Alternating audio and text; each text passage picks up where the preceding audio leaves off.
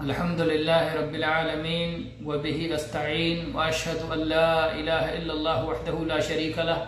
وأشهد أن محمدا عبده ورسوله صلى الله عليه وعلى آله وصحبه وسلم تسليما كثيرا أما بعد أعوذ بالله من الشيطان الرجيم ويستنبئونك أحق هو قل إي وربي إنه لحق وما أنتم بمعجزين ولو أن لكل نفس ظلمت ما في الأرض لافتدت به وأسروا الندامة لما رأوا العذاب وقضي بينهم بالقسط وهم لا يظلمون ألا إن لله ما في السماوات والأرض ألا إن وعد الله حق ولكن أكثرهم لا يعلمون هو يحيي ويميت وإليه ترجعون۔ گرامی قدر حضرات و خواتین، قرآن مجید کی سورہ یونس کی یہ آیت نمبر 53، 54، 55 اور 56 ہم نے آپ کے سامنے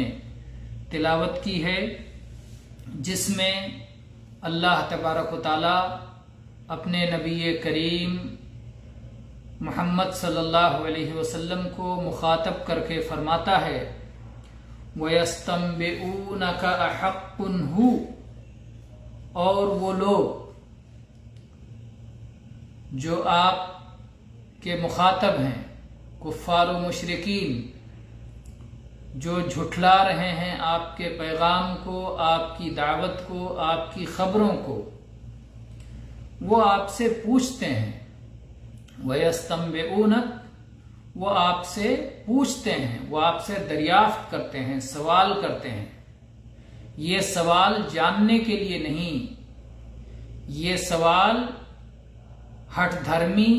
عناد اور ضد کے ساتھ ہے۔ اگر وہ سمجھنے اور بات کو جاننے کے لیے سوال کرتے تو انہیں ہدایت نصیب ہو جاتی، لیکن وہ سمجھنے کے لیے نہیں پوچھ رہے ہیں، وہ ہٹ دھرمی کے ساتھ پوچھ رہے ہیں، مذاق اڑانے کے لیے پوچھ رہے ہیں۔ احق ہو،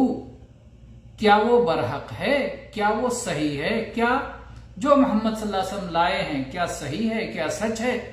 اللہ کے نبی صلی اللہ علیہ وسلم کو اللہ تعالیٰ نے حکم دیا کہ آپ جواب دیجئے ان کو، قل،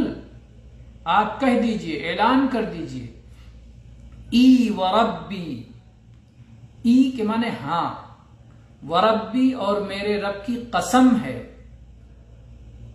یعنی پورے اعتماد کے ساتھ قسم کھا کر کے اس سچائی کو ببانگے دوہل اعلان فرما دیجئے، قل ای وربی انہ لحق، انہ حرف تاکید، لام حرف تاکید، کہہ دیجئے کہ ہاں میرے رب کی قسم ہے، یقیناً بے شک و شبہ یہ بات بالکل برحق ہے، یہ بالکل سچی بات ہے۔ محمد صلی اللہ علیہ وسلم جو خبریں دے رہے ہیں کہ آپ اللہ کی طرف سے بھیجے گئے ہیں اور اس مرنے کے بعد ایک زندگی ہوگی آخرت کی، وہاں حساب و کتاب ہوگا، وہاں ہر عمل کے مطابق ہر انسان کو جزا یا سزا ملے گی، یہ بالکل برحق ہے۔ وما انتم بمعجزین، اور تم عاجز کرنے والے نہیں ہو، تم اس کو روک نہیں سکتے۔ جو لوگ سوال کرتے ہیں کیا مرنے کے بعد ہمیں زندہ کیا جائے گا، تو اللہ تعالیٰ نے کہا آپ کہہ دیجئے کہ تم اس فیصلے کو، یہ اللہ کا فیصلہ ہے، تم اللہ کو عاجز نہیں کر سکتے، تم اللہ کو روک نہیں سکتے یہ فیصلہ لانے سے۔ اور پھر اس کے دلائل بھی اللہ تعالیٰ نے بیان کیے کہ کیا ہوگا اس قیامت کے دن جب لوگوں کو زندہ کیا جائے گا، دوبارہ ان کا حساب و کتاب لیا جائے گا، تو کیا ہوگا وہ آپ ان کو بتا دیجئے۔ وَلَوْ أَنَّ لِكُلِّ نَفْسٍ ظَلَمَتْ مَا فِي الْأَرْضِ لَافْتَدَتْ بِهِ، اس وقت ان کی حالت یہ ہوگی کہ ہر وہ نفس، ہر وہ جان جس نے ظلم کر رکھا ہے، شرک کر رکھا ہے، کفر کر رکھا ہے، اللہ کی نافرمانی کر رکھی ہے، اگر ان کے پاس زمین بھر کی تمام چیزیں، زمین کے تمام خزانے ہوتے، لفتدت بہ، تو اپنی جان چھڑانے کے لیے اس عذاب سے زمین کی تمام چیزیں دینے کو تیار ہوتے۔ اللہ تعالیٰ بتا رہا ہے کہ قیامت کا وہ دن ہوگا کہ اگر ان کے پاس زمین کی تمام چیزوں کی ملکیت ہو تو اس عذاب سے بچنے کے لیے بطور فدیہ اپنی جان چھڑانے کے لیے سب کچھ دینے کے لیے تیار ہو جائیں گے۔ اور اس معنی میں نبی کریم صلی اللہ علیہ وسلم سے ایک حدیث بھی آئی ہے کہ ایک شخص جو جہنم میں جائے گا اس سے پوچھا جائے گا کہ اچھا یہ بتاؤ کہ اگر تمہارے پاس آج دنیا کا سارا مال و متاع ہوتا تو اس جہنم کے عذاب سے بچنے کے لیے وہ دے دیتے؟ وہ کہے گا یقیناً دے دیتا۔ تو اللہ تعالیٰ کہے گا کہ میرے بندے، میں نے تو تجھ سے اس سے کہیں کم کا مطالبہ کیا تھا، لیکن فَأَبَيْتَ إِلَّا الشِّرْكَ، میں نے تجھ سے مطالبہ کیا تھا میرے ساتھ شرک نہ کر، مجھ پر ایمان لا، میری توحید پہ قائم رہ، لیکن تو شرک پر ڈٹا رہا، تو شرک چھوڑنے کے لیے تیار نہ ہوا۔ آج پورا دنیا کا خزانہ دینے کے لیے تیار ہے، آج کیا حاصل ہے؟ آج تو تیرے پاس کچھ نہیں رہ گیا۔ جو تیرے پاس موقع تھا وہ دنیا کا موقع تھا، اب آخرت میں کوئی موقع نہیں ہے۔ بہرحال اللہ تعالیٰ نے آگے فرمایا وَأَسَرُّ النَّدَامَةَ لَمَّا رَأَوْا الْعَذَابَ، اور وہ اپنی شرمندگی چھپانا چاہیں گے جب وہ عذاب کو سامنے دیکھیں گے، اس لیے کہ ان کے پاس اللہ کا پیغام پہنچا، اللہ کے پیغام پہنچانے والے آئے لیکن انہوں نے جھٹلا دیا، انہوں نے اسے نہیں مانا، اور یقین کی بنیاد پر نہیں، صرف شکوک و شبہات کی بنیاد پر، جبکہ وہ اللہ کے بندے یقین کے ساتھ انہیں خبر دے رہے تھے۔ جب وہ عذاب کو دیکھیں گے تو اپنی شرمندگی چھپانا چاہیں گے، اور ظاہر ہے وہاں شرمندگی کیسے چھپ سکے گی؟ وَقُضِيَ بَيْنَهُمْ بِالْقِسْطِ، اور ان کے ساتھ پورے عدل و انصاف کے ساتھ فیصلہ کیا جائے گا، وَهُمْ لَا يُظْلَمُونَ، اور ان پر کچھ بھی قطعاً ظلم نہیں ہوگا، جو ان کا عمل ہوگا اسی عمل کے مطابق ان کی سزا ہوگی۔ الا ان للہ ما فی السماوات والارض، خبردار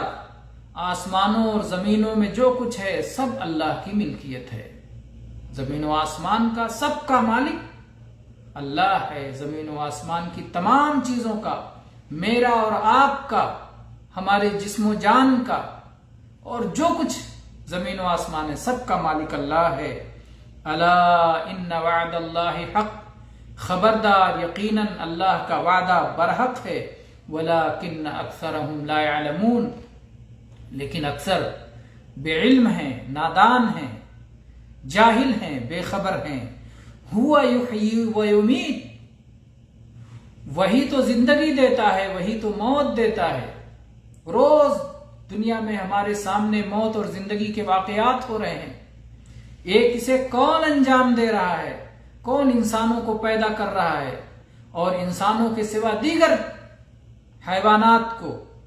یا دیگر چیزوں کو زندگی بخشتا ہے، پھر موت دیتا ہے۔ یہ موت و حیات کے جو مناظر ہیں یہ کون کر رہا ہے؟ یہ وہی تو اللہ ہے۔ ہوا یحیی و یمیت، موت و حیات وہی دے رہا ہے۔ وَإِلَيْهِ تُرْجَعُونَ، اور اسی رب کی طرف پلٹ کے جانا ہے۔ تو یہاں پر ان آیات میں اللہ تعالیٰ نے اپنے بندوں کو آخرت کے بارے میں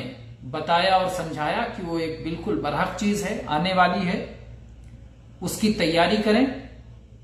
اور یہ کائنات میں تصرف اور یہ کائنات کی تدبیر اور یہ کائنات میں جو کچھ ہو رہا ہے یہ سب اسی مالک کائنات کی جانب سے ہو رہا ہے، جو مالک کائنات یہ قرآن پاک بھیجا ہے اور جس نے محمد صلی اللہ علیہ وسلم کو اپنا رسول بنایا ہے اور جس نے ایمان کے لیے ہم سب کو حکم دیا ہے کہ ایمان لاؤ اور رسول کی اطاعت کرو، اللہ کی توحید کو اپناؤ اور اللہ کے رسول کی پیروی کرو۔ جو ایمان قبول کرتا ہے وہ سراسر فائدے میں ہے اور جو انکار کرتا ہے وہ سراسر گھاٹے میں ہے۔ یہ قرآن مجید کی وہ دعوت ہے کہ جو ساری انسانیت کے لیے عام ہے۔ اللہ تعالی ہم سب کو قرآن پاک پڑھنے، سمجھنے اور اس پر ایمان لانے اور اس کے مطابق زندگی گزارنے کی توفیق عطا فرمائے۔ آمین۔ وآخر دعوانا ان الحمد للہ رب العالمین۔